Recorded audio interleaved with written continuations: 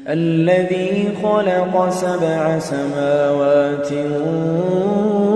طباقا ما ترى في خلق الرحمن من تفاوت فارجع البصر هل ترى من فطور ثم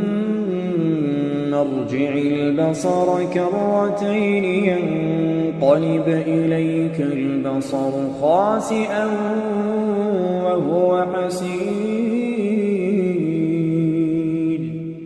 ولقد زينا السماء